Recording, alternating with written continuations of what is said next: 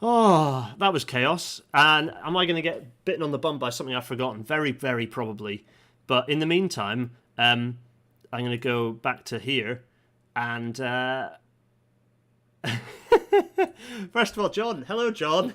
John is Hello, here, everyone. doing? You all right? Nice to be on.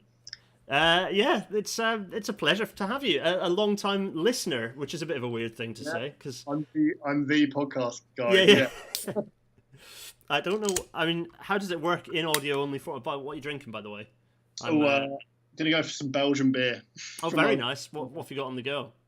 bit of the West. Oh, Westmalle, a double or triple? The triple. Oh, It is it's 9.5%. So it's the big stuff. we have to finish Crikey. early. Yeah. Yeah, that's about 6 pints in there. Whereas I'm not drinking that. I'm drinking a session. So this is juice. Although I'm very much a lightweight these days, so it's probably about the equivalent for me. Does everyone have me? Is it all working? Is everyone joined with us? Here we go. John Christoph off of the America says that US that they have, just as a bit of a, preceding the news, has just said if you want some good political news, a fair number of transit funding ballot initiatives passed in several US municipalities yesterday. Nice. Hooray. That's good. I always find that part of American politics quite weird. The way that everything is sort of an individual funding, either a ballot initiative or you have to people have to vote through. It's like railway bills, but on steroids, basically. It's doolally. It's completely doolally. Okay, so also for the benefit of everyone on the chat, hello to everyone on the chat. Ella the developer has set up railnatter.live/bingo for Railnatter Bingo, which I don't know what the prizes are, but I went in earlier just for a laugh. This is unofficial. I've had nothing to do with this, but it's pretty funny. So I think I've already I looked at it, but I didn't. I made clear not to look at the actual things in any detail, so I didn't spoil it by just working my way through from one end to the other. Anyway, right, let's crack on. So. John is here. John, I have thankfully set up the guest title for you. So you are a policy correspondent for The Independent, which is nice. We'll get onto that in a minute, though. For starters, we have to talk about the news. Starting with this. So you can see my screen, I think, can't you, John? So this is. So I was thinking I was hedging my bets by this headline. However. No, time is actually stopping us from knowing who is in charge. So this sort of doesn't apply because no one's in power yet. So yeah, decrepit old creep grasps levers of power. Well, no one's grasped the levers of power yet. So obviously we want rid of Trump, but yeah. Well, is it? Unfortunately, is how I've had some people responding to Democrat calls saying, who are you going to vote for? Are you voting for Biden? And the response is unfortunate. Anyway, let's move on. So no one knows who's in charge of the United States of America at this point, which is nice. Next, the news. Crossrail 2 has got the can. Yes, Crossrail 2. What, have you heard about this, John? Have you any thoughts on Crossrail 2 getting the can? I've basically been off Twitter, which is like my only news source, and I'm. Yeah, go on. So basically, as part of Sadiq Khan's deal to get funding for public transport off of the government, who ultimately are the ones who own the public transport, as part of this completely contrived battle between London and Westminster, which is basically indicative of devolution. Actually, Westminster, the main problem in this country, well, one of the major problems in this country is that Westminster cannot let go of power. Or rather, the Treasury can't let go of power. And so they like to shout and scream at anyone who actually does have a bit of power, i.e. the Burnhams and the Sadiq Khans of the world. And so as part of the deal to fund, not invest in or, sustain or support, but bail out TfL, Crossrail 2 has had to be... they're not allowed to employ anyone on Crossrail 2, so they've had to sack all of the consultants and things. They've all been seconded or kind of pushed out to other projects. That just sort of comes across as quite vindictive, really. I mean, it's like saying, yeah, you can't ask us for this. It seems a bit... Yeah, pretty much. And John Elledge was saying, well, it wasn't going to get built anyway and all that stuff. But in my head, I've got the fact that it's always, like, if you do a hard reset like that, even if the land's all sort of protected, it does set things back by, like, 5 years. So all the development work that's gone on now just gets forgotten. All the people who know what the project is supposed to be doing move on, and it just sets the project back. Sets it up to fail. One of the issues with Crossrail 1 that's meant that it's taken so long more broadly is the lack of sort of oversight that it's had of a single guiding mind, and that's sort of one of the major issues at the end of it. So starting a project in that way is not necessarily a good plan. So anyway, mixed feelings on that.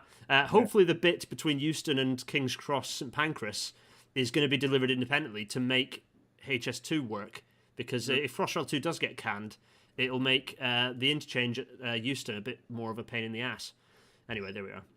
Yeah, it's funny because a few years ago you might have said which of these two projects are going to go forward, HS2 or Crossrail 2, and you think, well, Crossrail 2 is the dead cert because it's London public transport, knows no bounds, and it always gets what it needs, and Crossrail 1's going really well and it's such a great success. And then it kind of flipped a little bit. Yeah.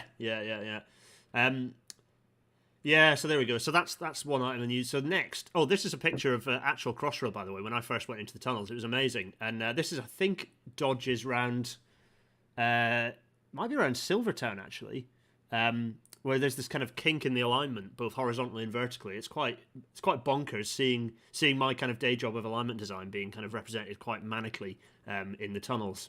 Maybe someday I'll do a rail natter talking about my little trip down inside Crossrail, because that was quite fun. Anyway, that's for the future when I'm really running out of ideas.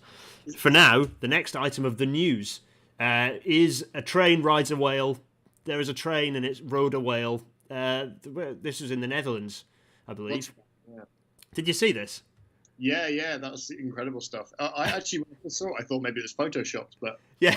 The first image appeared. Someone added me into it, and it was just like it was from taken down from in that kind of grass parkland on the other side, and it was just a whale supporting a metro car. I thought it was an installation, which in a way it was.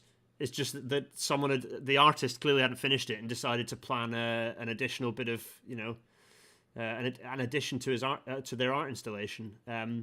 Anyway, so this is a bit of a good job it was there, because it would have been a bit of a mess otherwise. Yeah.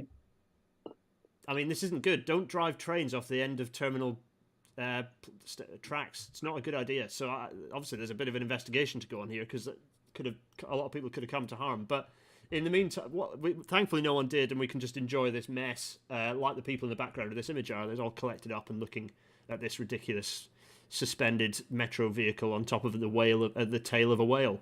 How strange. Rotterdam Metro there as well. That's a trail for something that'll be coming up later in the stream. Oh yeah. Ooh. Tease for everyone. Right, yes, the whales are in the news. So, right, okay. So I have to put myself in a prompt slide to remember not to just hammer into the intro without actually introing the intro. So today we're going to be talking about Europe. Hooray! Actually, there needs to be Britain needs to be a different colour now, because we've left hashtag Europe, haven't we? Anyway, so we're going to talk about Europe. And John, it's nice to have you with us. So without further ado, because we're already 9 minutes in, as is standard. Let's crack on with tonight's Rail Natter.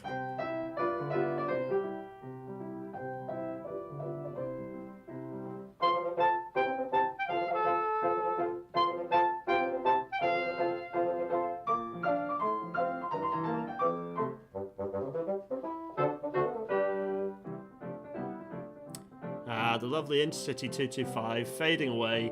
This is the first time. Well, you're sort of seeing it, but you're not getting. I don't think you actually get the audio. So, I know the tune, but that's the first time I've ever seen the visuals, because you don't see it on the.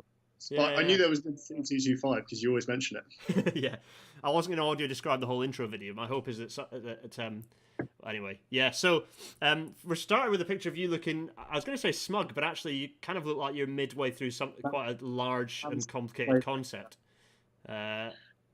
What? So, John, let's tell you what. Let's first of all get our faces up here. We've got you back, John. You're in the corner. Hello, everyone. So, there's all sorts of chat in the chat. We'll come back to that. But first of all, John, introduce yourself. Tell us what you do. What's your job? And why are you on here?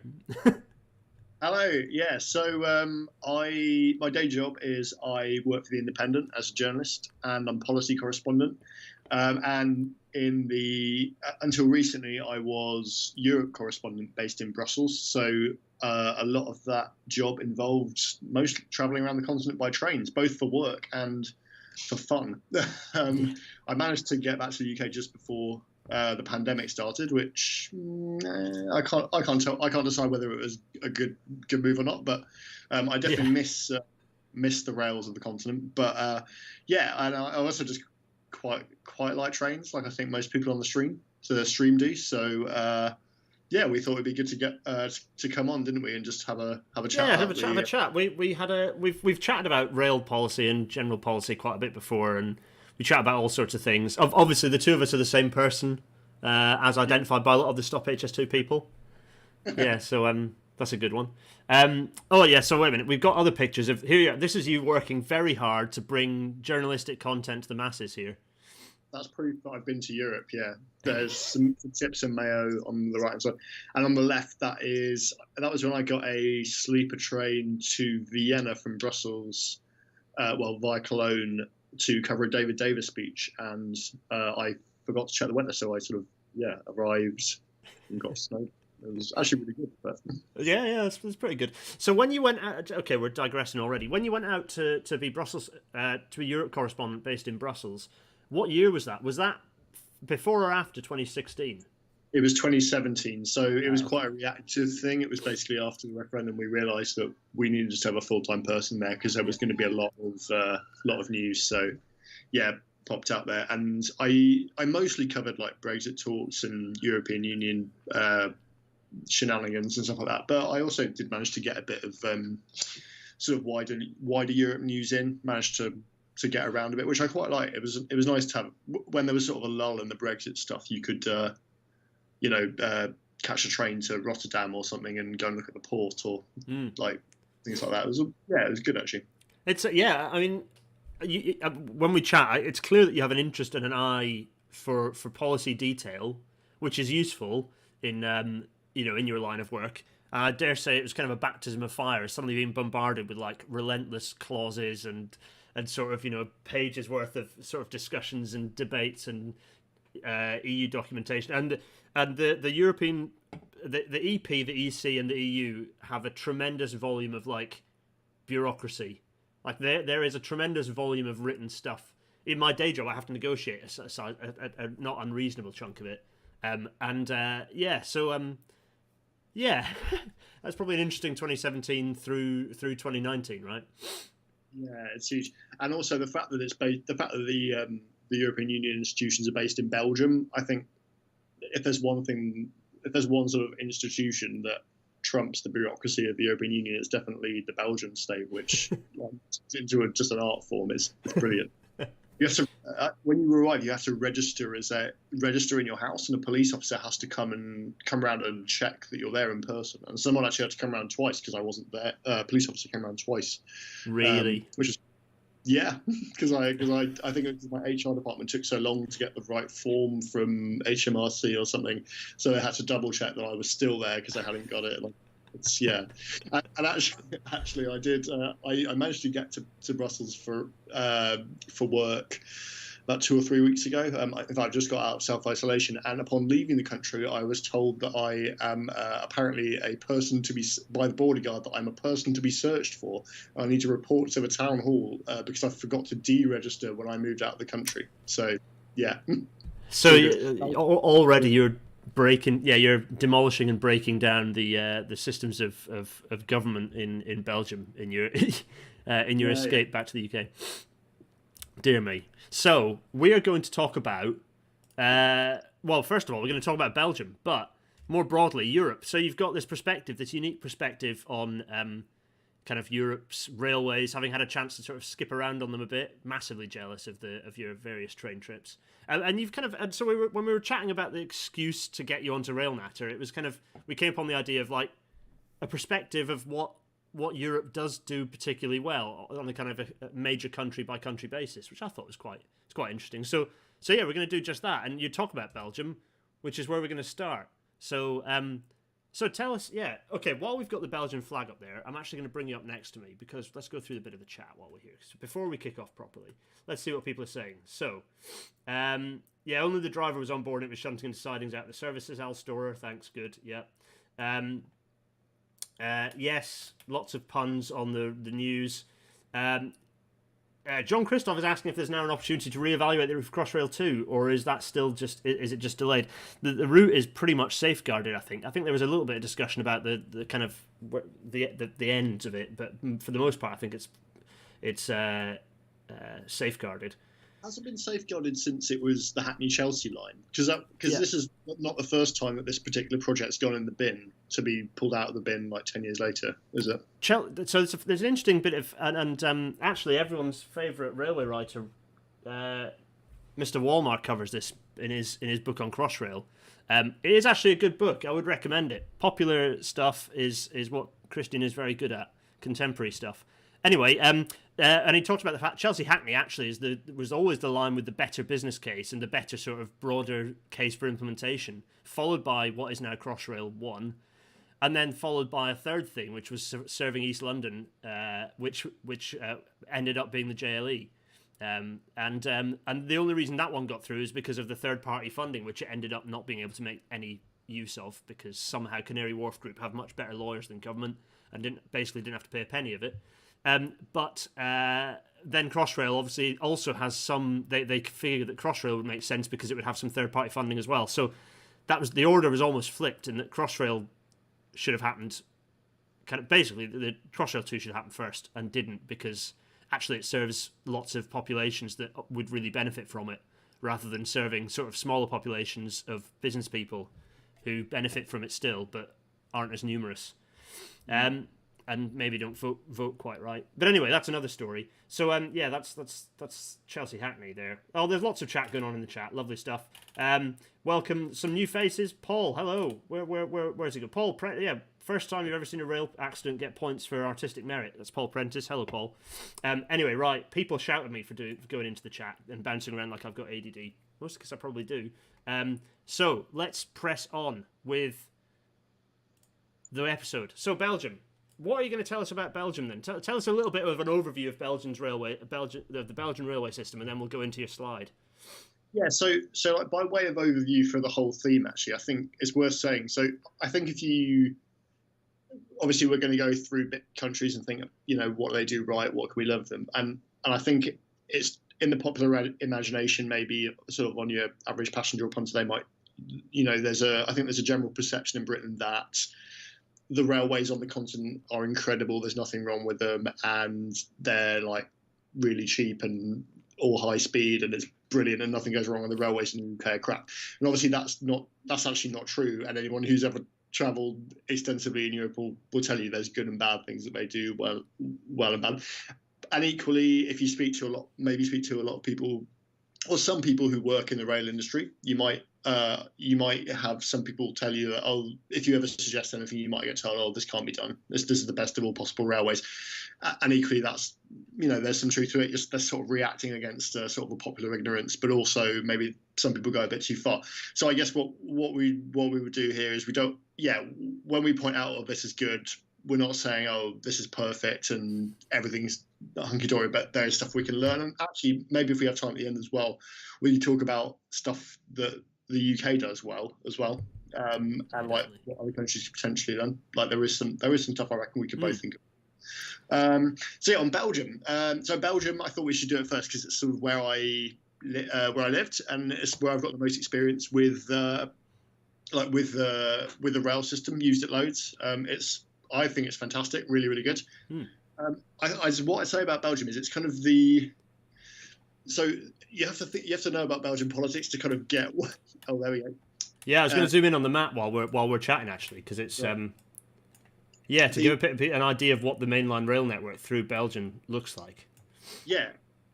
So the background to Belgium is that basically its politics are deadlocked over this language issue of Flemish and French. I won't go into it too much, but essentially, normal politics has been suspended in Belgium essentially since like the 1970s or even before that, and they don't really have they haven't had the same debates that a lot of other countries have.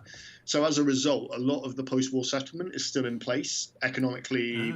And also stuff like that. So as a result of that, in railway terms, SNCB, which is the national, or NMBS in Dutch, the National Railway Company of Belgium, is pretty much is probably about as unreformed a sort of British Rail old school style railway company there's essentially, apart from on the high-speed lines for international services, there's essentially zero competition. I think this year they just re-awarded franchise for all intercity services just to SNCB, just direct, like, a very long time.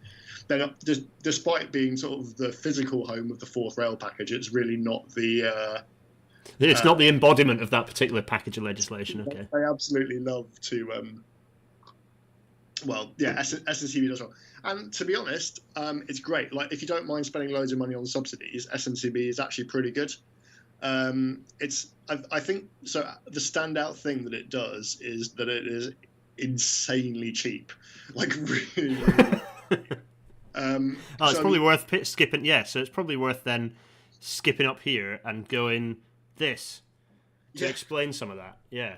Yeah. So it's. I mean, it's the first thing you say is this is all based on just a huge subsidy. I'm pretty sure SNCB has the highest subsidy in Europe for any railway company. So it's all paid through taxes. Taxes in Belgium are very high, but it's not all to fund SNCB. It's to fund all the other things that Belgium spends money on. As somebody who loves railways, I think it's fantastic. So yeah, I mean, on the left there, you've got a good example. So basically, the headline fares are very cheap generally. They're done like on a kilometre tariff. And then on the weekends, everything's half price for a return. So it works out very cheap. I think the most expensive ticket on the network is something like 30 quid, or it's something. It is worth remembering that Belgium is the size of Southeast England, so it's not like you're going from like Glasgow to Cornwall or whatever. Yeah. It's like going from like Kent to Hertfordshire. But like that's still pretty good. And then once you factor in the discount there, it's pretty good. But the other thing is that it's not just the headline price of the tickets that makes it cheap. So they're actually just pretty keen on just kind of throwing free journeys at people. So, like, you might have seen a news story recently about one of the ways that the Belgian government decided to try and get economic activity moving after lockdown, the first lockdown, was that they gave everyone a carnet of 12 tickets just for free. That's the sort of thing that they're quite happy to do. But, I mean, if you look at the visual aids there, that senior ticket, basically, if you're over 65, every return rail journey is €7.20. Literally every rail journey, and you don't need to get a card or anything like that. I actually rocked up there with my dad, who I'd say is skeptical of publicly owned railways, and semi-frog marched him to the booth and made him buy this £7.20 ticket, and he couldn't say a word against it because it was very cheap. He'd never been, well, he had been to Belgium before, but he didn't live there. He wasn't a resident. He just was over 65 and was able to purchase this ticket with an ID. So that's already like pensioners getting very cheap rides. You can go from one end of the country to the other. You can basically go from very near Lille to like very near Luxembourg for €7.20. But there were so many exceptions in there. So one that is relevant is this other one on the right, which I'm a journalist. You're a kind of a journalist as well, like you're a writer. I don't have a card, so I don't know if it counts, but yeah. I think it does, yeah. So actually, so I actually think this is, despite this being great and me loving it, it is totally indefensible. But essentially, journalists get free travel on all the trains, just all of them. There's no. I think if you were to try and explain it to people, you might say, "Oh, it increases the transparency of the country if we allow journalists close." But really, lots of that sounds good. Yeah, it's just a perk. I've actually got my card here as a visual aid. It's. Oh wait a minute, let me go big. Here it is. Yeah. Don't scan it, anyone. Wait. Yeah, okay. It's I don't think it actually matters because there's so many layers of bureaucracy to actually getting one of these cards. I didn't actually get one for a year or two because the trains are so cheap. So I was like, well, is there any point getting free train travel? It's so inexpensive. On the weekend, it's like, I think between Brussels and Antwerp on the weekend, it's like something like £5 return or something mad like that. That's like between the two biggest cities. So it's insanely cheap. What does that? I mean, okay, on the one hand, that's because it's got decent subsidy, but on the other hand, do you recognise that as driving modal shift? Because if they've got the capacity to do it, that's a sensible idea, right? So this is the thing. I actually don't think it does drive modal shift. Really interesting. I think in Belgium it hasn't, and I think in the UK Well, actually, if you look at the situation in the UK, pausing it for the pandemic, it was. I mean, the trains. Everybody thinks the trains are very expensive in the UK, and they didn't really. But yet they were still absolutely full and growing year on year. I mean, you could argue whether they actually are particularly expensive for like advanced tickets and things like that. But the popular perception that the trains are a rip-off in the UK didn't really stop people from like crowding to get in them every day. Yeah. Shouldn't make trains cheap. I think and maybe there's a happy medium between like free travel for journalists and also, if I could point out one thing on the free travel for journalists, which I've always found quite a funny detail, it is free travel for journalists only in second class, but if you want to go first class, you can go, but it's a 75% discount, which just seems like gratuitously extra to me. But yeah, it's very, very odd. But so that's the domestic trains. Basically, Belgian trains are like a kind of they're sort of a public service in a way as well. They're because the country's so split between the Dutch and the French side. They're very. It's like one of the national institutions that really holds the country together. Like it's the Federal Railways, and it's they're kind of it's like along with the king and the football team. It's one of the few things that Wallonians and the Flemish actually share, because it's a very, very separate country. And it's like a sort of a prestige thing. I mean, the staff on it, and the staff on British Railways are often very impressive as well. But like the staff on the Belgian Railways, they all speak minimum 3 languages. Everyone who works there has to speak French, Dutch, and most of them speak like perfect English. And then there's also you hear them chatting away in German as well. It's all very, very impressively done. I do think it is great. I think. But one thing about having this sort of unreformed national rail company is it takes a lot of initiatives. It's just like if we still had railway managers in charge of speccing and running the railways instead of the DFT sort of speccing franchises, and then franchise having to hit KPIs and stuff. So you get like really nice things. So just little nice things. So you probably don't know, there's a coast tram that runs along the north coast of Belgium. And this is operated by the local transport authority. But so that people can use the coast tram, if you buy a return ticket to any station on the coast, it's actually a return ticket from any station on the coast. So you can get a return ticket to one station on the coast, get the coast tram along, and then come back. And it actually says in the conditions of carriage of the return ticket, you can come back from another station, and that's a deliberate tweak so you can use the coast tram. And it's this sort of integration of thought. It's like someone's just put the thought into it. It's quite nice. You don't really get that so much on the British Railways. But I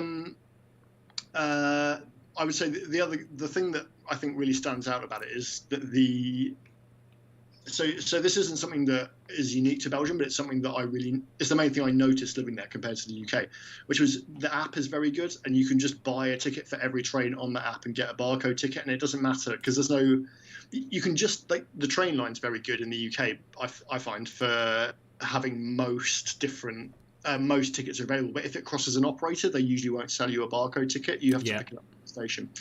And that's just a sort of really simple thing that having a body that actually looks after the railways, run by railway managers, I think actually achieves. Definitely. Yeah, it's just something. It's that overview. That overview is something that the railway, the GB railway, has always lacked. Which kind of brings to a good question by Jared Johnson, actually. Jared, forgive me, I'm going to paraphrase you, but he's sort of talking about the fourth rail package and asking if the UK is the only place that basically applies it with any rigor. We've chatted briefly about this in the past, but what are your thoughts on fourth rail package? I mean, other than the fact that it's sort of representing a snapshot of successful British railway, or ostensibly successful British railway policy from about 10 years ago, and it's taken that long to work its way into law. Yeah, it is. It is actually. I think you put it in an earlier episode. Actually, I think you said about they're a little bit behind the times there. It does feel like they're a bit late to the party because the EU legislative process takes so long that 10 years ago everyone thought, "Oh, franchising, that's brilliant," and then it worked its way through, and they finally got it into law. So on the question specifically, it's not that it's applied with any rigor. So there's been several rail packages, and hence the fourth, and they've all liberalised in their own special way. The fourth one, which requires tendering for all public service contracts. So basically anything that's not an open access operator, pretty much, or a sort of intercity service. That actually has a time limit built into it, so it comes in. I think it's 2026 is the. Oh right, okay. Is for the market. Yeah, so it's past a. So this is why it's even more of a sort of time bomb delay, because they sort of got it passed, and then they said, yeah, in 2026 we're all going to be liberalising our markets, and then everyone decided that actually maybe that's not necessarily the best way to go. I think a lot of people would probably say, and I think this might be my view as well, that it changes quite a lot, that having open access operators in a lot of situations is actually pretty good. They work all right. Like, there's a lot where of you've got capacity, yeah. Where there's system capacity, they work, yeah. Yeah, and also where they're not. With the protections that are in place, so you're not what they call it revenue abstraction. So they're not just like, particularly if you've got a state railway company, revenue abstraction is just like taking money off taxpayers and putting it into the banks of the company that's competing in a loss leader. But actually, forced competition for franchises and public service obligations, that doesn't seem to have really worked or delivered any particular benefits that anybody could. It's one of those weird things where, like, an entire policy. Oh, by the way, I've noticed that to everyone in the feed. Sorry that I know that there's a bit of a cutout on Jon's sound. When I talk loudly, Jon cuts off. Hopefully, it's not causing too many problems for you. Tell me in the chat if it is, and I'll shut up more often. But yeah, it's kind of one of those situations where rail policy has been developed by people who don't know the difference between correlation and causation. The whole thing is based on looking at Britain's railway system and going, yeah, that's done wonders, hasn't it? And not knowing just the absolute basic rule that everyone tweets about every fifth tweet is saying correlation, not causation. But that's what's happened, isn't it, basically? Like, yeah, I mean, I think you might have brought this up before as well, and it's something that I've been pointing out for years, which is about the Northern Ireland railways in that respect, which is the Northern Irish railways have essentially had passenger growth that are basically the same as the GB railways, and they've also remained nationalised the whole time. So we can't say exactly what factors are driving increase in rail passenger, but it doesn't seem to be structural change in the railway industry since the 1990s. I mean, there might be an independent factor, but it definitely, there's a bigger fish out there. The world is bigger than how the railways are run. The socioeconomic factors are the things that impact on how many people travel by train and broader policy. Anyway, well, good grief. We've got 33 minutes of episode and we've only done one country, Jon, and there are more countries in Europe. This is fun and fine and good and healthy, but it does mean that when you listen to this, hello listeners who can't see me waving, anyway, I don't know how does a 2-hour podcast work down this? How did the TDNS episode work in the traction decarbonisation strategy? How did that work in audio only form, Jon? I think that one was difficult because that was you going through the document, wasn't it? So yeah, but most of the others actually work really well in audio, I find. I generally just sort of imagine what the Intercity 225 looks like at the beginning, and then well, now you've seen the intro. That's it. It's your imagination doesn't have to work. I've recorded it, so it's good. Yeah. So right, let's back to small faces. Deutschland. We're in Germany. Tell us about Germany's railway. Get a quick broad overview, and then we'll get into your slides again. So tell us about Germany. Good. Okay. So Germany, everyone's favourite sort of point to, it's basically Deutsche Bahn. You love it or you hate it. Has big problems with reliability, but there's a lot we could learn from the German railway system in particular, which I think we're going to get into specifically. What is the next slide that we've got coming up? It is. The next slide is S-Bahn. Yeah. So yeah, I mean, this is a great little map. It's courtesy of Wikimedia, and it's basically a really beautiful little map of all the S-Bahn systems in Germany, and it makes me extremely jealous because I feel we could have decent regional rail networks like this run by local operators in the UK. In a lot of metropolitan areas. I mean, Germany is particularly decentralized. It has a lot of cities, but there are. It's actually one thing I quite like about this map is if you look at the names of the systems, a lot of them are things you would recognize, like Berlin or Hamburg, Hanover. maybe even Rhine-Main or but they actually have similar problems with coming up with names and stuff that we do. So there's one called Mitteldeutschland, which is like middle Germany, and in the UK we notoriously refuse to refer to areas as XYZ city region, and we're stuck with what we can call stuff. So, but yeah, apparently they have that too. So that's reassuring. Yeah, it's interesting because I've created a map. It was in draft, and I kind of got distracted for reasons. I created a map like this of potential S-Bahn systems, or S-Train if you want to un-Germanify it, in the UK. And this is one of the things that HS2 can allow us to do by segregating services, but also combined with the devolution that I talked about in a previous episode as well, is that you enable some of these systems. And the whole point of S-Bahn is that it's dedicated regional and kind of urban and suburban railway operated by the city region or the urban region, and very much therefore designed to work for the people that it serves, rather than by being controlled by central government who don't really know what areas need. And also high frequencies. You know, in the frequencies outside of London in the UK are just dismal. You know, even Birmingham, Manchester, and we're going to come to those I think in a minute, have such poor frequencies compared to Thameslink, for example. Yeah. Yeah, you mentioned high-speed segregation as a way of enabling that with HS2, and that's a big one. And then the other one is building what they would call S-Bahn central tunnels, but we would probably call, I guess, crossrails. So like a crossrail for Manchester, a crossrail for Birmingham. For Birmingham, yeah, which I think. Oh, actually, no, which we'll come to in a minute, because I think there are a couple of other slides of nice things that you're going to tell us about. But there are a few systems like that under sort of I say under construction sort of in the UK. They tend to be extremely low-hanging fruit. Like I think the Metro West proposal around Bristol. It's not really a proposal; it's actually going. But that sort of basically involves reopening the Porter's headline, doesn't it? And then there's sort of minor tweaks. But any actual sort of expenditure on this stuff, you could very quickly probably get up to quite a decent thing. A lot of this stuff was done kind of in the 60s, the 70s, the 80s, etc. But we'll get onto the other stuff later. But yeah, and also you talk about what you would call it in the UK, S-Train. I mean, you could go with Overground as well, like the London Overground space is sort of S-Bahn-ish. I mean, it's the same from a passenger point of view. It's the same sort of idea, although operationally it's a bit different. But it's you could have like a Manchester Overground or etc. Yeah, definitely. And that would be maybe a brand people recognise. But yeah, should we go on to the next slide? Yeah, let's do it, because it's pictures of the inside of trains, people. So I'm going to audio describe. So on the left-hand side, we've got a very snazzy. Actually, I do recognise that as having been in an ICE3. I think it was an ICE3. I do kind of recognise that glass finish. It's like an office interior, some of the kind of the business section, deliberately so, I'd imagine. And it looks pretty snazzy.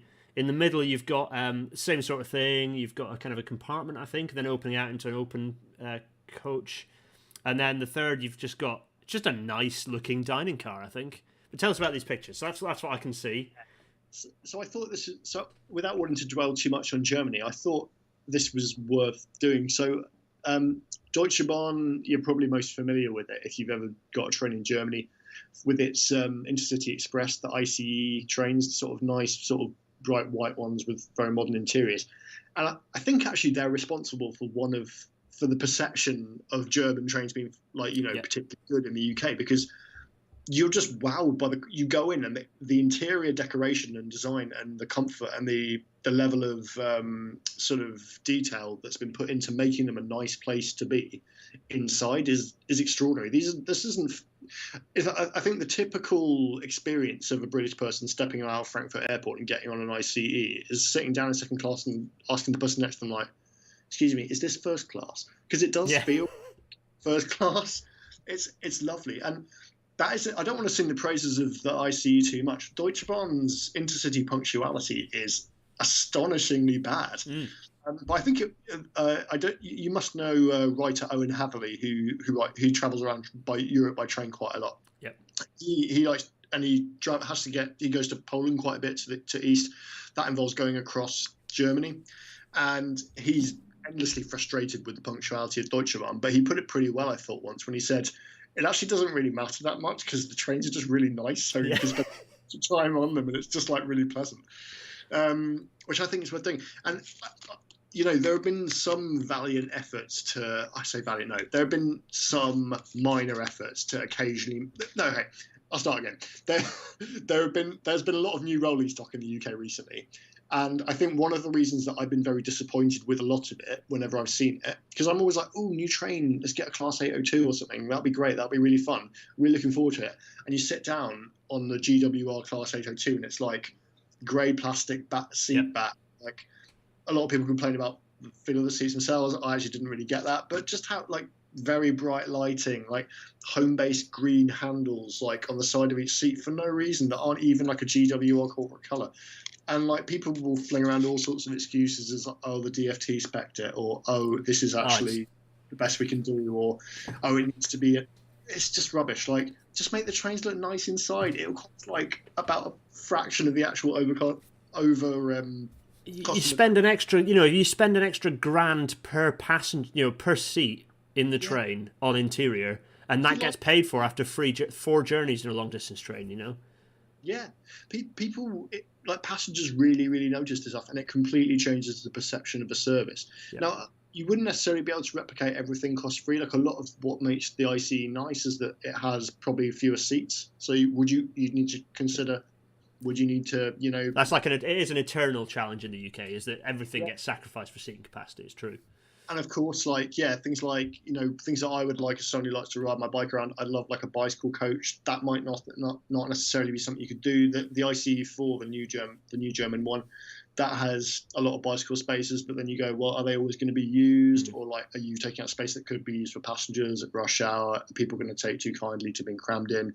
And of course, the dining car, that takes up a lot of space. You could get more seats for paying passengers and stuff.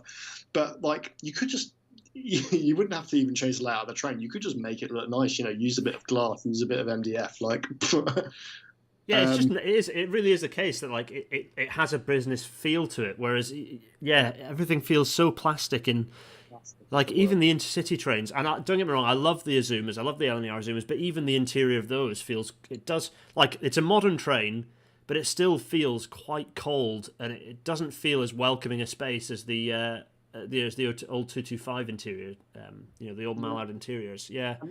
And this isn't just unique to Germany. Like you can go into, I don't think we're going to really talk too much about. I know we'll talk about Austria a bit later, but their railjet trains, they have like leather effect seats that are very nice, and people notice that sort of stuff, and it's quite pleasant, I think. Yeah. Should we do the next slide? But good God, time is already. Oh, there's a picture of some delicious food. Oh yeah, this is the same sort of thing. So it's really just this is a like typical offering in a dining car in Germany, and like just offering the beer in a pint glass just makes it nice. Yeah. That might be and like being able to get currywurst and like a sort of a pretzel. That's actually not even the most impressive arrangement of a food you can get in there by a mile. It's in a cardboard box, but you can see it does have a china plate and proper cutlery underneath. It does. But I've just realised that I've not had German currywurst in absolutely donkey's years, and all of a sudden realised how much I miss it. Oh my God! Yeah, I've been when I'm inside the UK, I'm a vegetarian, but I sometimes when I'm abroad, I branch out. And yeah, I've actually been making it at home with those Linda McCartney sausages they always do. It's actually pretty easy. Yeah, and the food can be pretty good on some UK, but it's the whole package. It's also the inconsistency of it is that like most passengers don't give a stuff about whether they're on an Avanti or they're just on a long distance train, and they associate bad across the board. So they're just, basic thing that there need to be minimum standards across all of the. Funnily enough, all the intercity trains in the UK ought to be run by the same organisation, because then you'd have some level of consistency. That's another point I wanted to make, actually, because I essentially, before I moved and started taking trips on the continent, I never ever purchased food on trains, because you're just trained not to do it, because you like, if you mostly travel for leisure, like you go to the buffet counter or whatever, it's like, oh yeah, it's closed, or oh, we've only got like a ham sandwich, and maybe the hot food you get is a toasty. Yeah, and like there's a great. I mean, one thing the UK does well is it has a very good offering of food. I mean, Germany does this as well, but it has a very good offering of sort of sandwich outlets and food stuff at stations. So I always just stock up before I go. But this is a missed trick. It's actually quite a nice way to while away a journey, to have like a proper pint of beer and stuff. I mean, maybe we should have got the old picture. There's an old British Rail tavern car. I don't know if you've ever seen that picture. Yeah, Tim shares it a lot. Yeah. Go, Tim. It's. I think it's just what you said about consistency is important, because you know what you're going to get when you get on an intercity train in Germany. You don't know what, unless you're a nerd. And to be honest, I wouldn't even be able to remember like what the different configurations are, and I spend too much time thinking about trains. But I think people would probably just have absolutely no idea. It's a complete jackpot. And having that sense of a national network is another thing that it's sort of tied in. A national intercity network, it's tied into this like consistent offer that you get on trains in Germany. That's one thing that I think the UK could definitely learn. A consistent offer across an intercity network, definitely. Yep. So we are now going to skip over to look at a picture of Manchester. Yes. And the reason for that is, well, talk us through the reason. While you talk through the reason, I'm going to go and open Rail Map, and I'm going to zoom into Manchester. Here we are, Manchester. Yeah. So Manchester is. So to rewind slightly, I managed to take a little holiday in August. I managed to get out of the country and go to Munich, which I very much enjoyed. And while I was not Munich, sorry, Hamburg. I was going to say, which slide was the Munich one? Yeah, okay, Hamburg. Sorry, I went to Munich the year before. While I was in Hamburg, I had to fly because you couldn't get a surface train out without quarantining. But I took a regional train out to Lübeck. But I spent a lot of time in Hamburg itself, and used the S-Bahn to get around a lot. And had a little look at and was very impressed. It's a really great service, like a great sort of it's these. For anyone who doesn't know what an S-Bahn is, it's basically full-size regional trains, sort of coming out of the city. We showed a map of them earlier, and then sort of all converging through a central tunnel in the middle, kind of like an overground, but then very high frequency in the city centre itself. Yeah, Thameslink is one. And it's exactly, and it's to an extent Crossrail 1 is, but Crossrail 2 very much would have been, wouldn't it? Yeah. It has a lot of branches. Yeah. Now we can say it would have had a lot of branches. Yeah. Sad. But better to build one in Manchester because, this is a good example. So I had a little look at the layout of the stations in Hamburg, and it's actually remarkable. Hamburg has a very, very similar rail system. Yeah, this is it. Has a very, very similar rail system to Manchester, except it made a different decision in the 60s and 70s to build what readers and listeners might be familiar with as the Pickwick Tunnel. Pickwick, yeah. So in the 60s and 70s, there was this proposal to build a tunnel between Manchester's two terminal stations, Victoria Station and Piccadilly Station, and it never happened. Instead, they built a Metrolink, and could you switch Open Rail Map to infrastructure rather than max speeds on that? I think it shows it a bit better. Yeah. Oh yeah, nice. Yeah. Okay, yeah. You can see Piccadilly down the bottom there, and then up the top on the other side of the Metrolink there is Victoria. Yeah. Until very recently, there wasn't really a connection between those two. There is now the Ordsal Cord, is it, or curve? Yeah, there's the Ordsal Cord here. That's right. Yeah. So there is a very small connection between these two stations, but you'll probably be able to explain it better than I am. But it's essentially congested with mixed traffic, I think, is the way. Horrible mixture of conflicting moves across complex flat junctions, signalling sections that are a bit doolally and not very compliant, so not very good for efficiency. Lots of just all sorts of moves where trains get in the way of each other rather than just total segregation of the different services. They cross over each other, they just get in the way of everything. Oh, I'm being told one of us has got a beer bottle lid noise and it's annoying. Wait, thanks David Shepherd. John says sorry. So originally Pickwick would have gone from Piccadilly up to Victoria. It would have been a tunnel. A good idea. And if you go back to the Hamburg map, that is essentially what they built in the light green, going between Hamburg Hauptbahnhof and Hamburg Altona. Really, really similar. So that is their Pickwick Tunnel. It was actually called the City Bahn, I think it was. Yeah, there you go. You're highlighting it in red there. Yeah. They've actually got their own sort of Ordsal Cord there. It's the the one on the top there, running along through the lake. It actually runs along the old battlements, the old city walls. So here.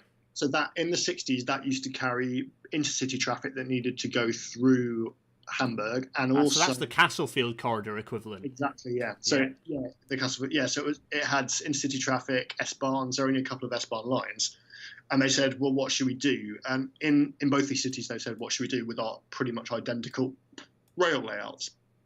And in Hamburg, they built the Pickwick Tunnel / Citybahn, and there's we actually saw back in the picture, there's a load now. All the suburban trains are connected up in this city, and they cross the city using this tunnel. And most of them do, and they're all basically now crossrails with brilliant frequency in the middle, great sort of increased utility for passengers in the suburbs. In Manchester, that's not really possible. The services that are squeezed through the Castlefield corridor on the Old South Chord are they're subject to delays and stuff, and you can't squeeze that many through. Instead, they decided to. I mean, Metrolink is obviously very badly needed, but it's not a replacement for a sort of a crossrail or a Pickwick tunnel. It isn't. Yeah, and I think what's amazing about this is if you look at just the distance, you probably can't measure the distance on this, but the distance between Piccadilly and Victoria is not very long. Like this wouldn't be, if you look at London's Crossrail, the incredible thing is how much underground tunnel there is. This probably wouldn't actually require very much at all to connect the two stations. So if you included junctions, I think it's about 2 kilometres of twin track tunnel. So 4 kilometres of total tunnelling probably, including junctions. So not a lot of tunnelling actually. Yeah, exactly.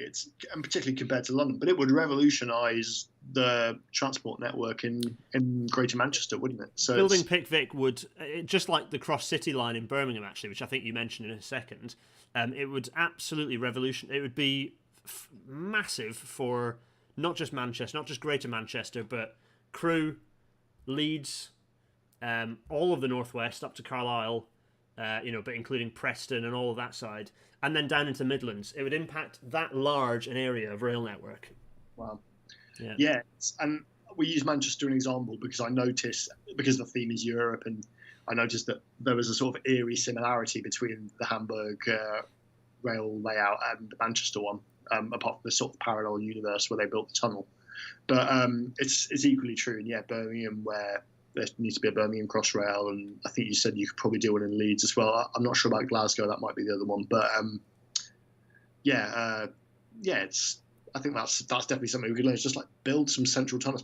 It's interesting because politically it's difficult to know how to pitch this. I think you'd probably say we need crossrails for these cities because people in other associate Crossrail with like large S on London. Yeah, like Labour kept calling Northern Powerhouse Rail Crossrail for the North, and I was like, I was in a meeting inside government, inside Portcullis House with the shadow transport team, and I was saying, stop calling it Crossrail for the North. It is not a Crossrail for the North. Crossrail is something that a lot of cities need right now. Don't confuse your message because you're potentially going to cause yourselves issues in the future. Yeah. But anyway, yeah. So everyone's trying. Yeah, but the reason I say that is because it's clear that Crossrail brand is something that has sort of stock politically. Yeah, totally. And but then it's interesting because you could say, oh well, we need to do that, but people think of Crossrail, they think, oh, that's like a big tube line, but it's much bigger. It's like because people go, it's sort of like HS2. People go, Bozo Blinkenwell called it. Bozo called it the Elizabeth line, didn't he? Yeah. That was ridiculous. I mean, but it's a bit like HS2. Like you build like a Crossrail for Manchester, and people go, oh well, Crossrail for Manchester. There's like there's these 4 or 5 central stations and the tunnel. It doesn't go anywhere near me. It doesn't benefit me. But the whole point is this enables a Manchester Overground, or the Birmingham one enables West Midlands Overground, or S plus more regional transport flow, plus more freight in and out of Trafford Park, plus all this other good stuff. Yeah, no, it's definitely necessary. Right, I'm going to pull my rank as chair and say so. And so you expand. So there's Hamburg, lovely Hamburg. Thank you, me doing slide animation for no reason. So yeah, we got Manchester here doing the same thing. It's kind of making the point you were saying. But then Birmingham as well, actually. You raised the point about Birmingham. If we whiz over to Birmingham on the open rail map, just do that now. There's Brum. Go down here. what do we see? We see a hugely congested corridor, and also you've got the cross city line coming up here and then going off here, and this horrible mess here is just a nightmare. And Birmingham New Street is horrendously congested. There need to be underground platforms broadly paralleling New Street for the cross city line. For similar reasons. Yeah, exactly. And I think if there's one thing that we absolutely could like copy wholesale from Germany, and they do it in all sorts of other countries as well. But one thing that we could really hold, you can keep the wood interiors and the nice pint glasses. Let's just build some cross city tunnels. That would be beautiful. We could have great local, regional sort of S-Bahns. That's absolutely. So, which brings us to Giel. Giel's with us. Giel, hello. The Netherlands. Hooray. Tell us about the Netherlands. So, the Dutch railway system is pretty nice, actually. It's not very flashy, but it works pretty well. I mean, it's sort of a big web of intercity. They focused instead of, they have got some high speed lines, but they're mostly for international services, and they've got basically a great network of like intercity, sort of like 200 kilometer an hour, 125 mile an hour max, but probably a bit less. Services attempt to run at very high frequency between the major cities. Works very well. But the thing I want to highlight particularly about the Netherlands that we could really take from the UK is I think they're probably the best implementation of a nationwide smart card. Yes. So the only chip card. So it's there's a nice picture of one there. It's something that, like, if British Rail had existed for the last 20 or so years, we would definitely have one. Yeah. Like British Rail would have probably been way ahead. I mean, TfL blazed a trail in getting these done in London. Yeah. The way it works in the Netherlands is it's pretty similar to an Oyster. I think it takes a deposit when you tap in, and then you have to tap out. And if you don't tap out, it takes your deposit. It's basically another way of a penalty fare, but it makes it sound less like fined, basically.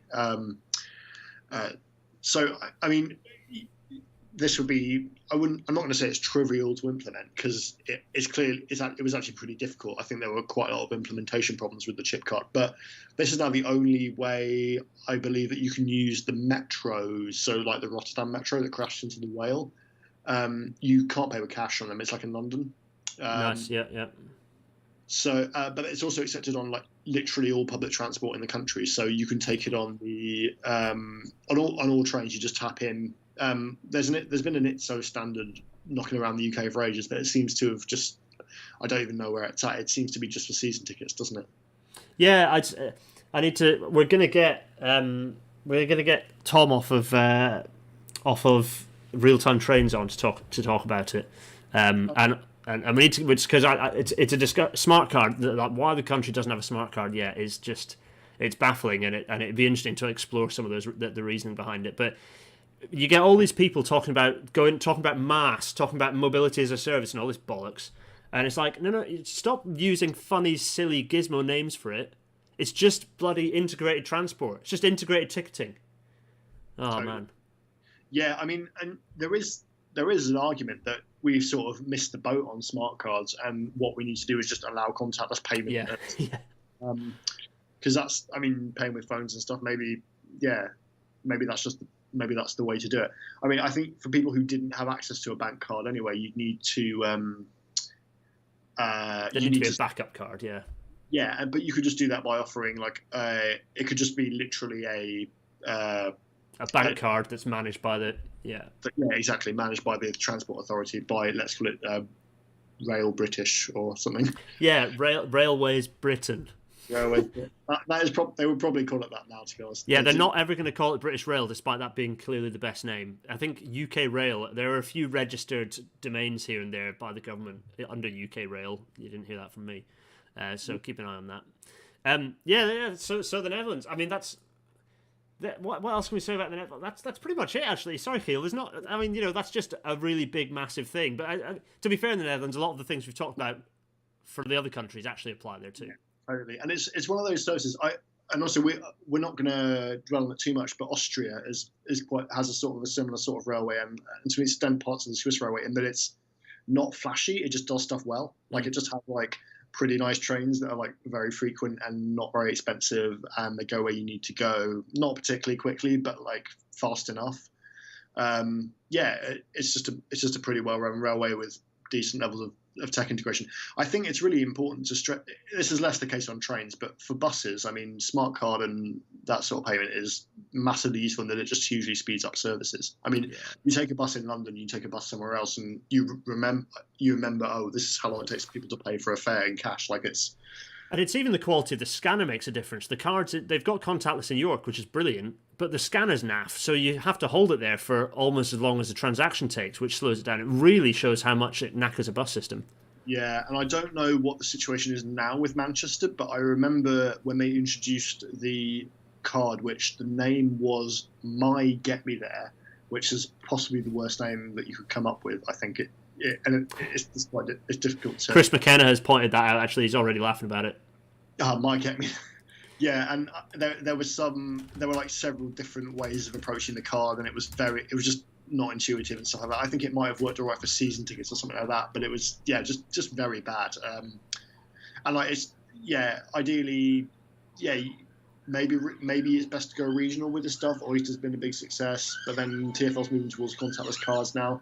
Maybe it's better to have a national one. I don't know, but like whatever we do, it would definitely be better than the current situation, particularly outside London, I think. But let's move on to the next one. Yeah. I was going to say that's another Tom who could talk about that. Get Tom Forth on and get him to talk about why it has or hasn't happened.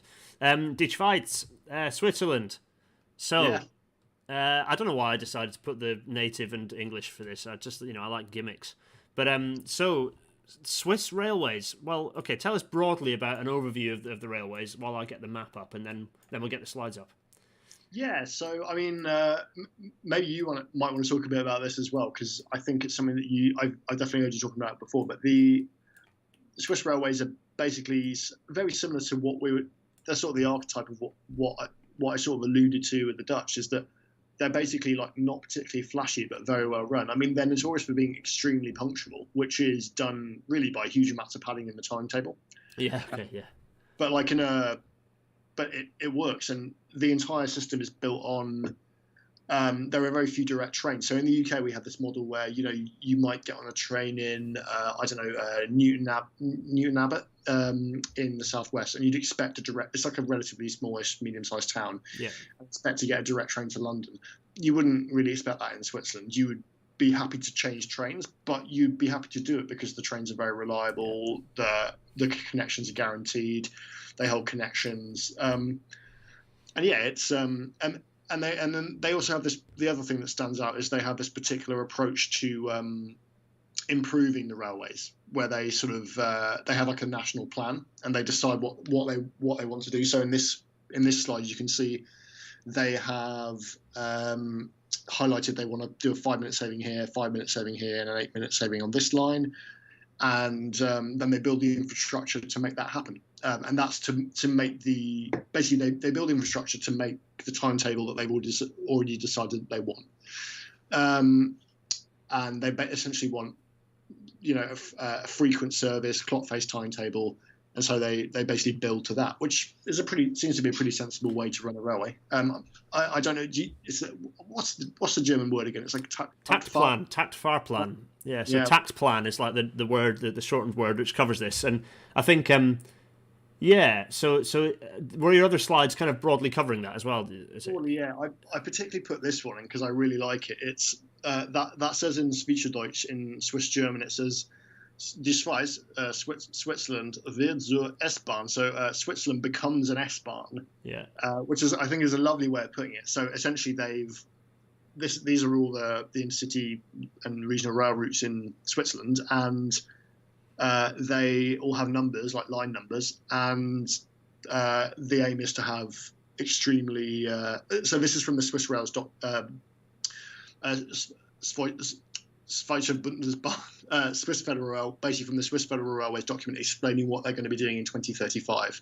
Yeah. So they lay this public document out and they say, this is what we're doing and these are the improvements we're taking to make it. And that's just something that we probably should be doing in the UK if we had a railway that was run by railway managers, essentially. Like, Yeah, it's kind of comes back to my Network 2050 permanent rail engineering thing, which is still in the works, but it's changed somewhat thanks to things. So it needs a bit of an update to respond to various political things. But that was kind of my logic, is that Britain really needs, and it's one of my drums that I bang really firmly, is that Britain needs a plan. The main problem with our railways is that there is no plan. And to be honest, COVID only exaggerates the problems with that, because by not having a plan, suddenly the railways have become a fickle kind of plaything again, without kind of seeing beyond the crisis. And there are a lot of politicians that we can criticise for that. Pretty much anybody who's ever been transport secretary. But I think one guy really does not get enough stick for his contribution to that, which is Alistair Darling, who I was going to say Darling. Yeah. He abolished the Strategic Rail Authority, which was like, I mean, maybe he did us a favour in that he basically made franchising not work, because you could have a body that basically told the franchisor what to do, kind of pretending that franchising wasn't happening and that it was actually been directed by this body that was planning. But yeah, I mean, he also did things like cancelled the Leeds trams and cancelled, I think, South Hants trams. Yeah, not a fantastic transport secretary, I would say. No, I think he's probably one of the worst arguably the worst transport secretary since Marples. It's like pretty bad. And at least Marples had the excuse that he was only really doing what the general public wanted at the time, actually, which I know will be controversial to a lot of people in the chat. But actually, Marples was basically just doing what everyone else around him was telling him to do, whereas Darling was somewhat going against the zeitgeist.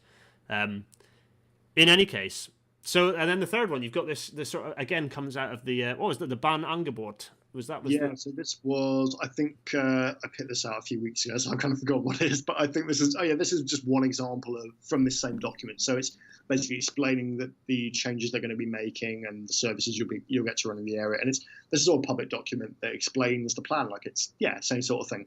And every now and then you see a glimpse of things, like the old Network Rail route utilisation strategies did a little bit of this, but most people don't know about them, so they're not a particularly democratised document. And it's just frustrating, and then the lack of joined up thinking with the operators is. So yeah, that's a lot we can learn from Swiss Railways, actually, a lot. So where are we going next? We're going to France, France. So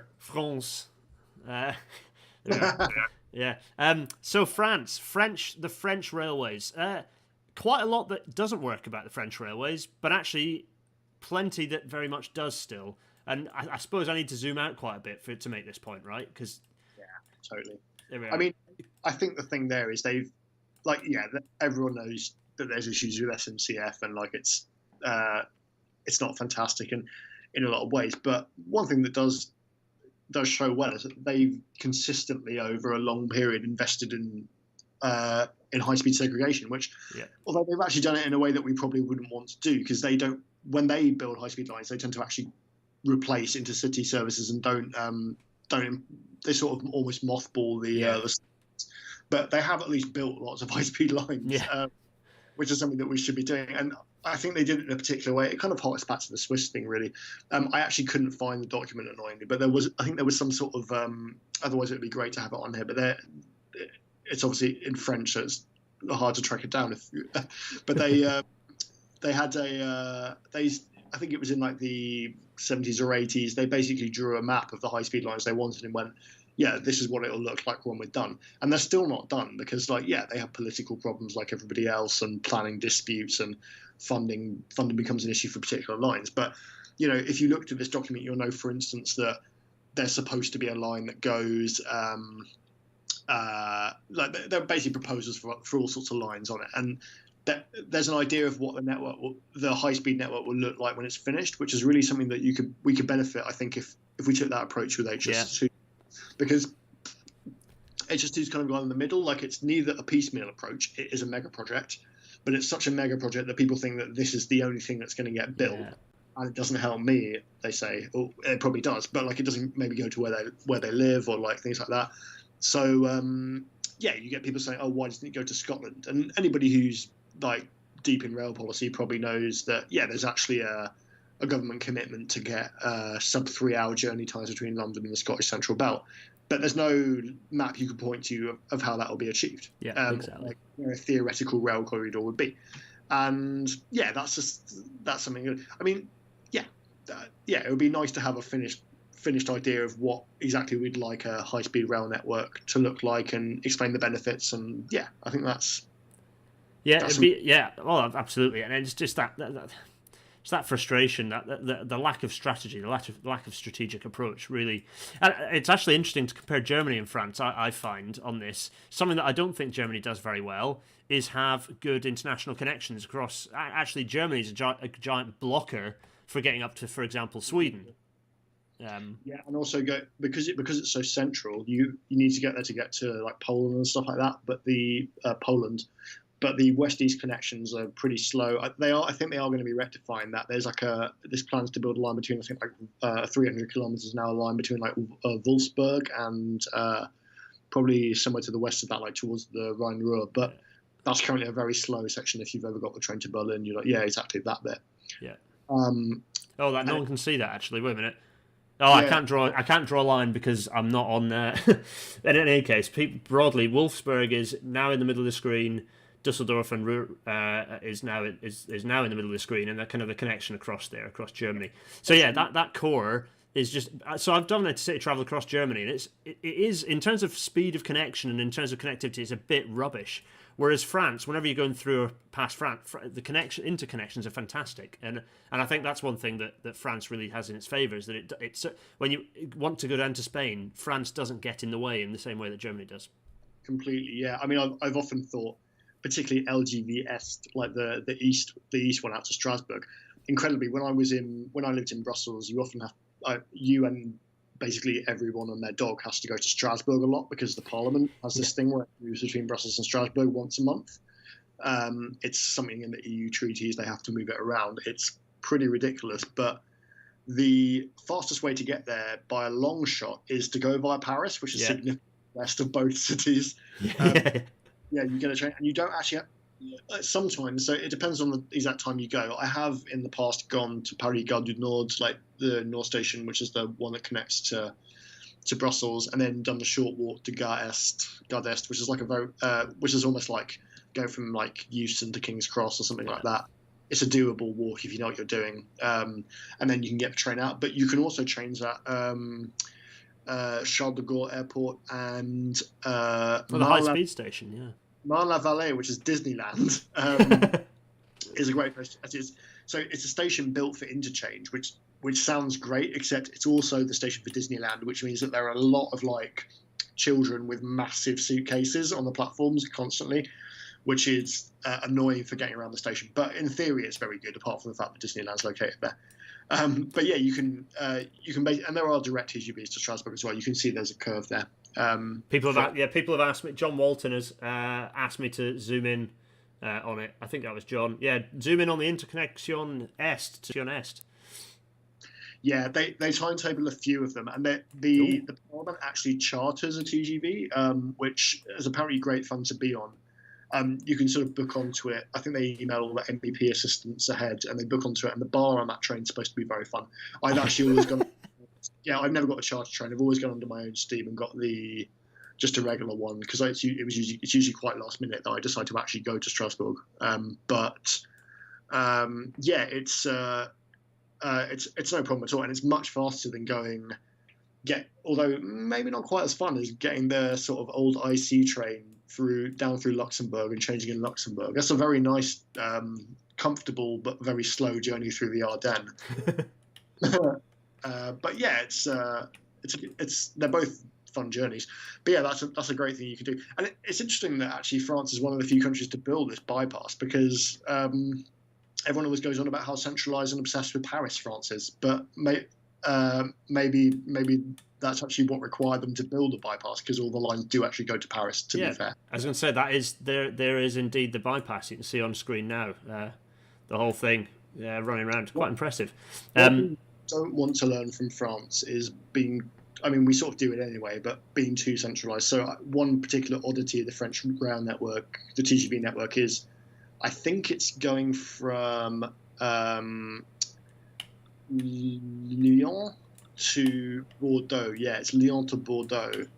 If you look there, so yeah, those are the sort of near the so bottom left of that Atlantic TGV line, and halfway down the Mediterranean TGV line. Though, yeah, this connection here, there isn't one. Yeah. There's a. I believe are the second and third largest cities in France is again to go via Paris, which is a little bit of a mess. But yeah, I think there are intercity trains, I think, direct between them, but they are not very fast, and it is faster to get the TGV, and I think just as the same price, because TGV is like, particularly booking in advance, is not particularly expensive. Yeah. So right, my mic's gone a bit wonky there. So so there we go. That was our map of the intercity connections. So then the next, which takes us actually to the highest resolution free map that I could get off the internet. Happened weirdly to be for Österreich. We're in Austria. So what's so great about the Austrian railway system? Well, it's very similar to the Swiss railways. The general day trains are very similar to the Swiss railways in that they are just well run. The stations are particularly nice, I think, in Austria. I think they're really clean, exceptionally nice. They always have like a nice waiting room for just all passengers. It's sort of like you feel like you've rocked up in the first class lounge, but you're actually in the waiting room. They're just very nice. But the thing that I wanted to talk about that I think stands out about them is how great their international sleepers are. Like ÖBB, the Austrian Federal Railways, the Österreich Bundesbahn, is like leading the charge with this reintroduction of sleepers, to the extent that people are actually, the Swedes are talking about getting ÖBB in. I think the ÖBB overtook all the old Deutsche Bahn night trains, and they weren't running a profit, and seems to run them at a profit, which, like, I'm always very dubious, because you can do anything with accounting really when people, but at the same time also there's not really a reason for them to run these things if they're not making a profit, because it's not like they're actually making a public service. A lot of these aren't actually a public service obligation for Austrian passengers. I mean, a lot of their services don't only sort of connect quite tangentially to Austria. But it is a bit of a no-brainer for travel. I mean, we had the sleeper train episode a while back, which was really good fun, and we heard about the process developing. So you've got a picture of a couchette here, I think. Yes. So this is, I think. So I'm not a railway manager. I haven't seen I haven't seen how the money stacks up on these things, but I actually think that this here is actually probably one of the secrets to the ÖBB, they call it the night jet success. So I'm sure a lot of people in the chat have taken a sleeper train in the UK. I've actually never done so.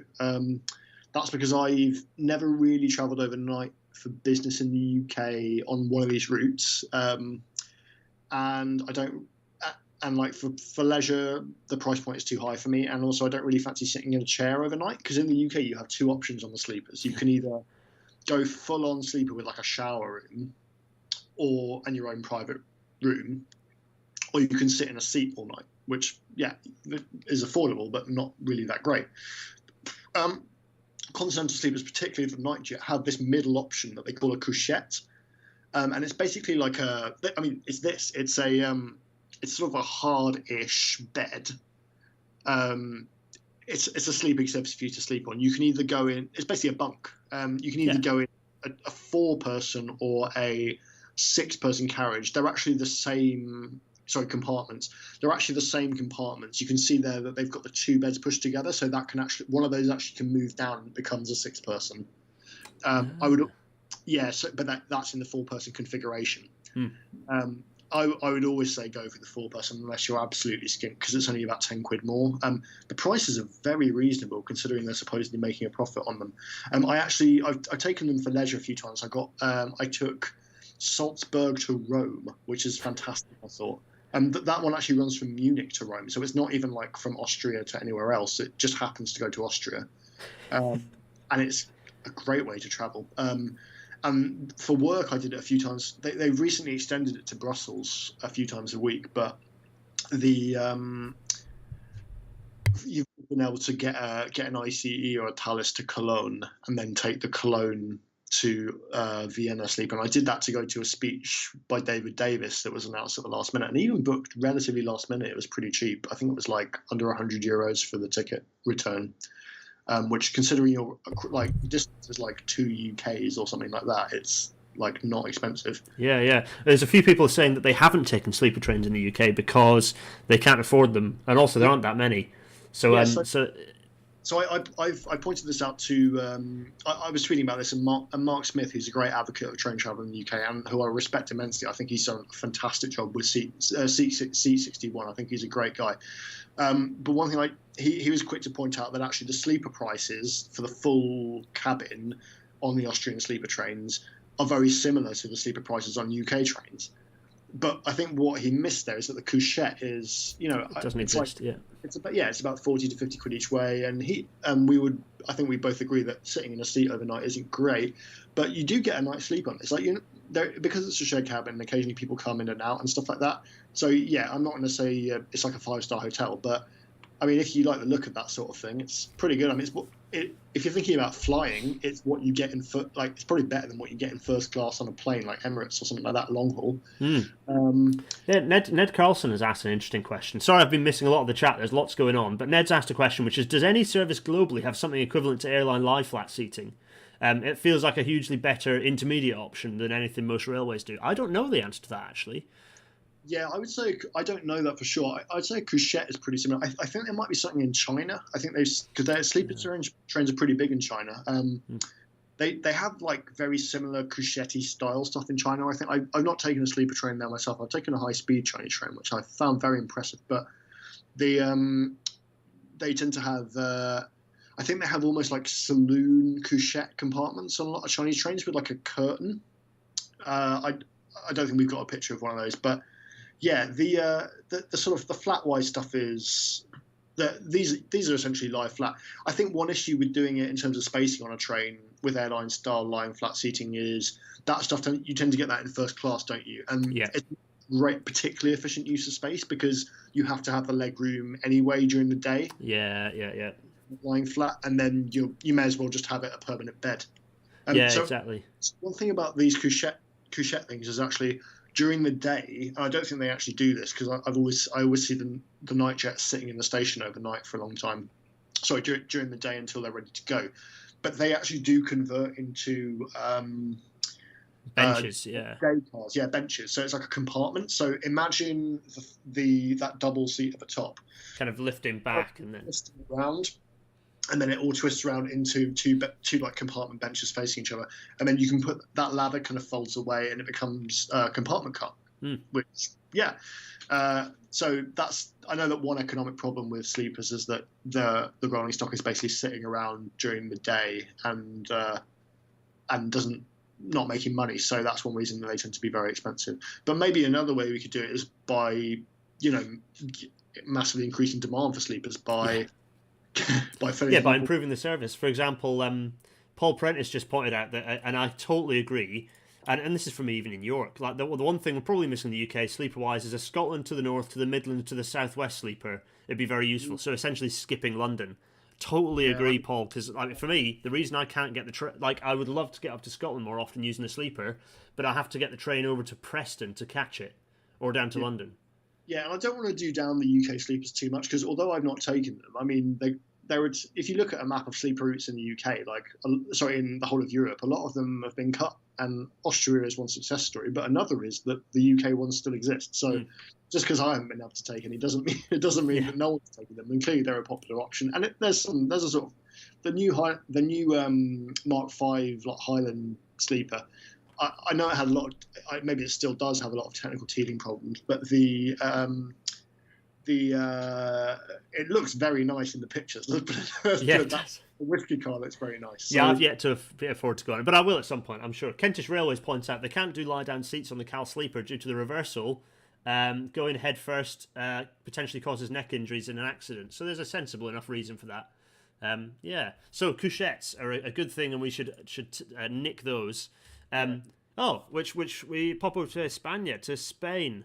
Go on, tell us about Spain's railways. And what's good about them? So, yeah, Spain has historically had quite, I think, what you probably regard as quite a poor railway system, but they're a bit of a dark horse in the high speed. Yeah, let's get that map up. They have.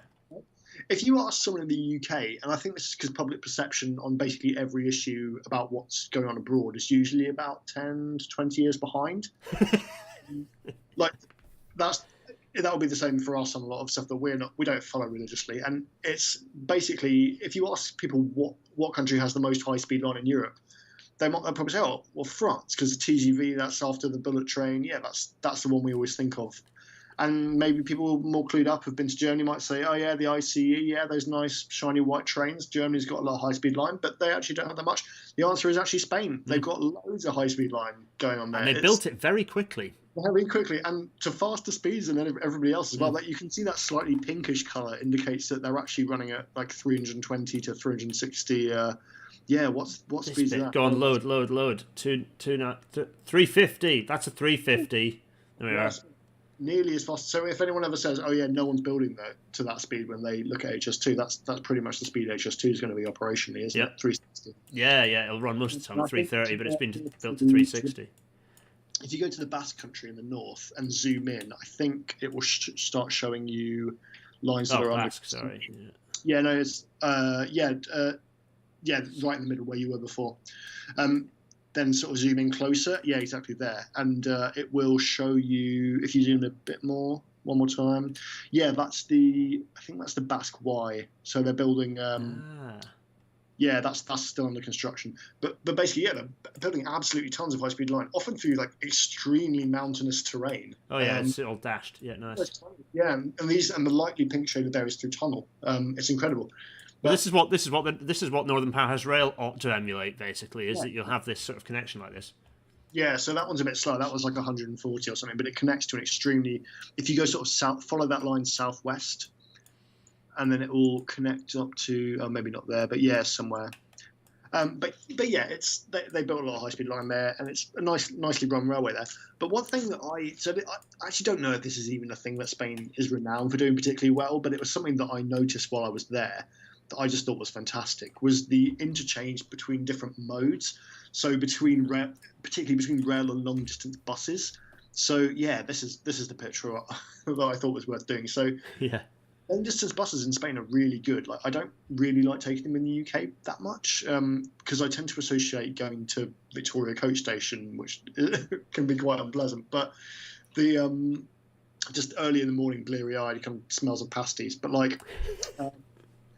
Yeah, but taking buses in Spain, they're all air conditioned. They're like lovely. They're quite quick. And the thing that they do really well is they have like a centralized bus station in basically every town, and they do this in a lot of Eastern Europe as well. And it tends to be right next to the railway station. So it's not really a thing. It's not really a problem. Actually, I don't know if Barcelona does, but I know that. Should we go down to Madrid? Yeah. I think Seville, maybe it was like, yeah, Malaga certainly has, and a bunch have got similar ones. A lot of the ones in Andalusia. I'm not sure if I can even find it on the map. And it might not even be something that all the Spanish cities do well, but the ones I went to certainly did it well. And to be fair, I've mostly been around Andalusia on the Spanish trains and buses. But I was very impressed by the sort of interchange between long distance buses and stuff like that. And I feel like. That's something we could just do better in the UK. There are some cities that have bus stations. They tended to be things that like northern cities with a lot of civic, sort of medium-sized northern cities with civic pride would build, like Preston bus station, things like that. But there's not, if you go to say London and this particular map of King's Cross, you might wonder what is this? It's a map of all the bus routes that come out of King's Cross, and if you look at it closely, you'll see that these. I mean, it's quite difficult to read and quite difficult to work out where your bus is going. But I mean, King's Cross and St Pancras were both. The entire area was basically entirely redeveloped. And there's no bus facilities whatsoever. There's like, let's count them: 1, 2, 3, 4, 5, 6, 7, 8, 9, 10, 11, 12, 13, 14. There's about like 15 plus different bus stops on various different streets. Unless you're using something like Citymapper, or you know where you're going, it's pretty impossible to work out where you need to get your bus from. Really, like there should really just be a bus station between the two, or like near the two, where every bus that stops at King's Cross or King's Cross St Pancras goes to, and if you need to get on a bus, you can do it. A lot of people do, a lot of people do use buses, and a lot of people need to use buses. If you look at the transport recovery figures from COVID, buses are up to I think there at one stage it was something between 50 and 70%. Yeah, and hugely in the more in the regions as well, actually. Yeah. And whereas rail's capped out at about 40, unfortunately, I don't think that's permanent. I think you're on the same page on that as well. But buses are extremely important, and they're really useful for getting around a lot of places, because you can't put, as much as I'd love us to, you can't put railway lines everywhere. So you might as well make. Someone Sheil Mayberg says in the chat, underneath the square but above the tube. Yeah, there's a lot of great places you could put one, and if you just had one spot where you could. I'm using King's Cross as an example, but yeah, general good interchange of buses from railway stations is something that certainly worked well in some of the Spanish cities I went to, and I'm sort of using that as a maybe an idealized vision of what I'd want to have. Yeah, but it's something. It's a particular thing that you notice. I mean, I suppose if they entirely closed off Euston Road to motor traffic other than buses, they could do something fancy with islands there. Yeah, Thomas Wood points out I like Euston, and yeah, I think Euston's actually a really good example of where it's done pretty well, and also a really good reason why Euston is a well-designed railway station, and the people who hate on it are actually wrong, because it's a great station. Absolutely, it is. Well, it makes sense. I had this argument with John Elledge, and I kind of bounced between. I bounced between loving and. Well, I've never hated Euston. I always think it's brilliant. I think it's been abused as a vision, and it's also massively under capacity. But certainly the bus interchange was good. John Veach, apologies for hating on gauge changing trains. We'll get you on for a rail natter on that one. But John is pointing out that you need to have interconnecting high-speed stations with local services, and when you buy a ticket for a high-speed service, you get to travel in the town city just included by default. So Absolutely. What is it, bus plus bus, which I've never bought, but should just be included in the ticket, because why not? Yeah, exactly, just include that in the ticket. When I went to Hamburg this summer, my hotel came with a free metro ticket for the whole, just a free travel card for the entire stay, which it wasn't a really expensive hotel. I think it was just an initiative of the city. But yeah, that's one of the reasons I use the S-Bahn so much. So yeah, I mean, I'm not saying do that, but yeah, why not include bus? Absolutely, yeah, definitely. So right, which means I think that's sort of, let's bring your face back. So I haven't been telling you the time, but we've been recording now for an hour and 32, so it's a longer episode, folks. It was inevitable. It was always going to be. John, that's been really good. I've enjoyed that a lot. Yeah, I had a lot of fun. That was great. Good to chat and rant. Yeah. They always end up being a chat and a rant. Everyone, you've been brilliant in the chat. There's lots of discussions going on. I don't know how good the bingo has been for everyone. I don't know who's scoring highest on that. I don't know to what extent. This has been a particularly unprofessional episode with me diving around with all the flicking between tabs and all sorts. But actually, we've resulted in many things appearing on screen as visual aids, which is hopefully useful for viewers, if not for the audio listeners. I mean, we've barely scratched the surface, actually, the discussion. I think the only thing that we were going to touch on is things that... So I wanted to put in... We've got one thing each we get to say that I think Britain's railways do particularly well uniquely. And I'm going to name one, and hopefully it's not the same one that you might come up with. My one is passenger engagement. Is that Twitter is something that, for example, that I think the GB Rail Network does better than any other, in my experience. They might have changed now, because I've not travelled in Europe by rail for a while now. But certainly when I was travelling by rail, Britain was leaps and bounds ahead in terms of providing rapid passenger information. Interesting. I think information can be difficult to come by. It varies by country. And one thing that I've heard people, Europeans, say to me is that they've been impressed by the number of staff on station conferences able to talk to. I think that'll again probably vary by railway thing, but it's quite counterintuitive, isn't it? Because you'd think that a state railway would sort of have a lot of staff knocking about. Apparently, that's something that the UK does quite well. I would say this is both a good thing and a bad thing, but I think overall, the UK does an incredible job of squeezing both capacity and services out of classic lines. We've done that because we've kind of fucked up and not built enough Yeah, we new just line. haven't built anything. Yeah. Yeah, we haven't built anything for ages. We haven't built any city cross rails. We haven't built any like high speed segregation really. But like one example that I was thinking about recently was the East Coast Main Line is basically a high speed railway, and if you look at the travel time on the Thalys from Brussels to Amsterdam, which is like a classic European high-speed rail route, although it does actually run on classic lines between Brussels and Antwerp. The travel time on that is at 1 hour 50 minutes, but it's actually rough. It's about the same distance as the crow flies between King's Cross and Grantham, which is 1 hour 10 minutes. So it's on the line, LNER is running a much overall quicker service. And capacity is obviously fantastic. They do a great job there.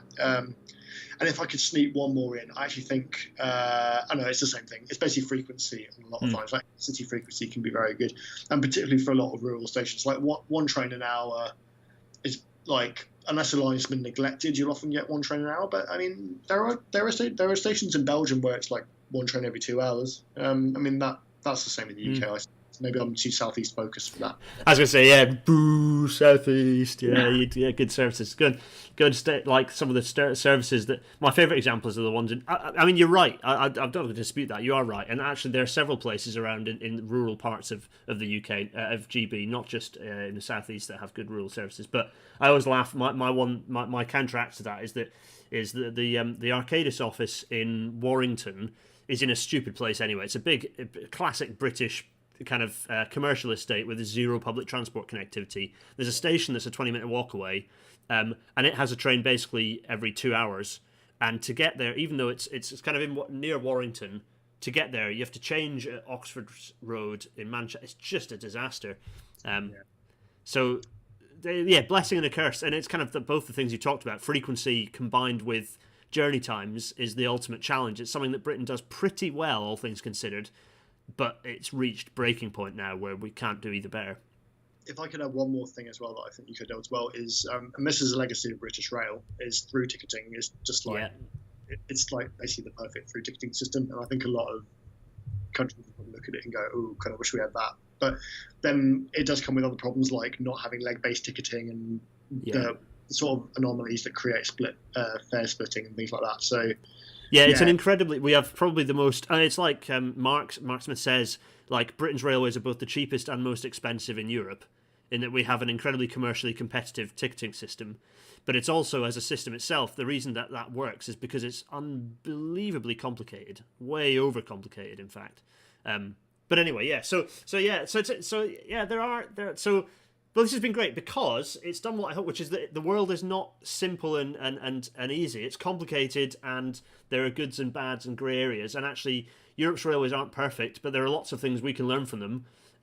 Just like mainland Europe has lots of things that probably they can pick up from us. And it's, the picture is never as simple as people will try and have you believe.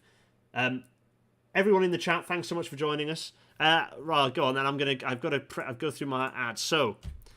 So we've got the podcasting. It appears on all good podcasting platforms, as you all know. We have the Patreon stuff. There's so much going on in the Patreon. In the Discord. The Discord. GarethDennis.uk/Discord. So much going on in the Discord. I have no idea. If you want to choose future episodes and guests, support me on Patreon. And then also, if you don't want to do any of that, but you just fancy throwing me loose change, then PayPal's the place to go. But the Discord is bonkers. I did not realise the Discord would escalate as quickly as it has, in honesty. Next week, we have a Rail Natter First, which is a new format. It's a new format which I'm trialling and have not actually set up at all yet, other than making the background green, not orange, for the title card, which is that we're going to have a scenic rail... It's a new format called Scenic Rail Tours of an Hour in Length, which is where we broadly try and map an actual railway journey onto a rail natter. And that limits how far we can do. It means that it leaves lots of nice bits of railway line to do. The first one we're going to do is Inverurie to Elgin, which is my old stomping ground, actually. I used to do that a lot when I was a kid with my bicycle. And so it's a chance for me to reminisce, but also for us to talk about rural railways and for me to trial this format with a section of railway that perhaps isn't as commonly requested. So so that should be fun. That's next week. It will be live. John, you're back. Thanks so much for joining us. That should be people are shocked by the fact there's going to be a green rail natter.